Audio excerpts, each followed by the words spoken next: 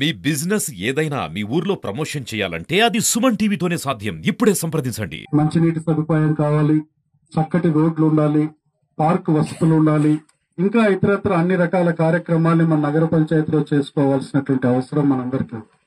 అయితే నేను పార్కుల కోసం కూడా గౌరవ మంత్రి గారితో నేను మాట్లాడాను. మున్సిపల్ శాఖ మంత్రి నారాయణ గారితో 2 కోట్ల రూపాయల నిధులు మంజూరు చేసేదానికి కూడా ఆయన అంగీకరించినారు. ఆల్రెడీ కొంత నిధులు మంజూరు చేశారు ఆయన. మిగిలినవి కూడా రేపు మార్చి బడ్జెట్ లో రేపు ఇస్తానని కూడా నాకు చెప్పారు. నాకు ఇదే కాకుండా సిమెంట్ రోడ్ల కోసం అయితే కూడా పెద్ద ఎత్తున నేను ఇది చేస్తా ఉన్నాను. ఈ రోజు రైల్వే ఓవర్ బ్రిడ్జ్ సమస్య పరిష్కరించడం గాని, లేకపోతే సగిలేరుకి మనకు రిటైనింగ్ వాల్ నిర్మాణం చేసి చెక్ డ్యాం నిర్మించుకోవడం ద్వారా ఒకవైపు నీళ్లు నిలబెట్టుకునేది, రెండవది నీళ్లు వరదలు వచ్చినప్పుడు ఊర్లోకి రాకుండా. ఇవన్నీ ఒక ప్రక్కన ఉంటే ఇప్పుడే గారు చెప్పారు 18,000 ఇళ్లు ఉన్నాయి నగర పంచాయతీలో అని చెప్పారు.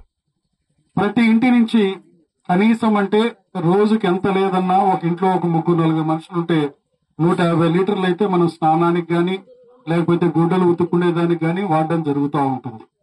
ఈ నీళ్లన్నీ మనకి కాలువలలో నుంచి వచ్చి సగిలేరు వాగులో వచ్చి పడుతూ ఉన్నాయి. ఈ సగిలేరు వాగులో పాతాళ నాగేశ్వర స్వామి గుడి దగ్గర ఉన్నటువంటి చెక్ డ్యాం ఒకటి ఉంది. అక్కడ వాటర్ యొక్క శాంపుల్స్ తీస్తే అవి కొంచెం ఇది ఈ ఎస్టీపీ ప్లాంట్ ని ఇది 10,06,00,000 రూపాయలతో ఈ ప్లాంట్ శాంక్షన్ అయింది మనకి. ఈ ప్లాంట్ ద్వారా ఇక్కడ ఒక చెక్ డ్యాం కడుతున్నారు. ముందు ఇక్కడ చెక్ డ్యాం కడతారు.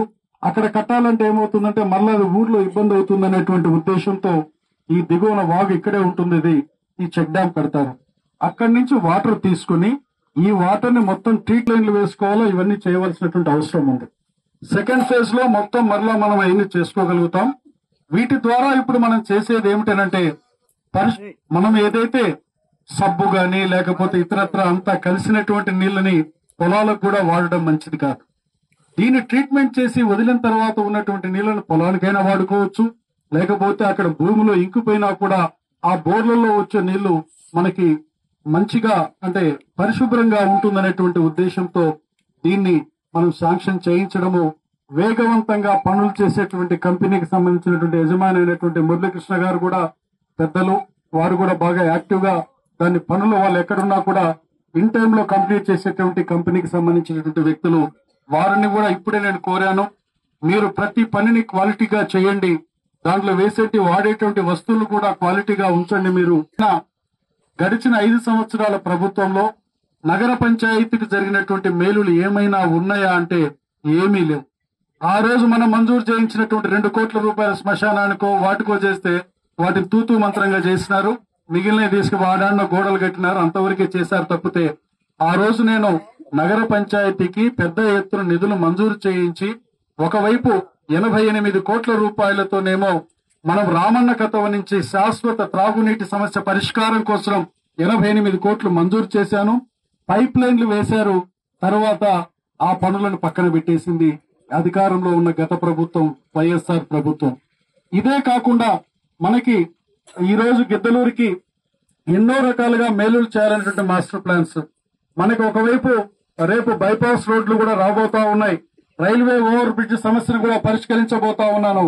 ఎన్నికలలో ఇచ్చినటువంటి ప్రతి హామీని ఈ రోజు గౌరవ ముఖ్యమంత్రి గారు ఆ రోజు మన గిద్దలూరుకు వచ్చిన రోజు కూడా ఆయన అదే మాటలు మనకి చెప్పాడు. వీటన్నిటిని నెరవేర్చబోతా ఉన్నాం. మనకైతే ఇప్పుడు ప్రభుత్వం వచ్చి 8 నెలలు దాటింది. మనకి ఈ లోపల ఒకటి తర్వాత ఒక పనులు మనం మొదలు పెట్టుకుని ముందుకు పోతున్నామని తెలియజేసుకుంటూ రేపు రాబో రోజులలో మున్సిపాలిటీని సుందరీకరణ కానివ్వండి, లేకపోతే స్వచ్ఛ భారత్ కార్యక్రమాల్లో భాగంగా పరిశుభ్రంగా ఉంచేటువంటి కార్యక్రమాలు కానివ్వండి, వీటన్నిటినీ పెద్ద స్థాయిలో మనం చేయబోతున్నామని తెలియజేస్తూ ఏది ఏమైనా మీరు ఇక్కడ ఉన్నటువంటి కమిషనర్ గారు అలాగే ఇంజనీరింగ్ డిపార్ట్మెంట్ ఈఈ గారు డిఈఏఈలు ఉన్నారు. మీరు బాధ్యతగా తీసుకుని ఈ కార్యక్రమాన్ని భూమి పూజ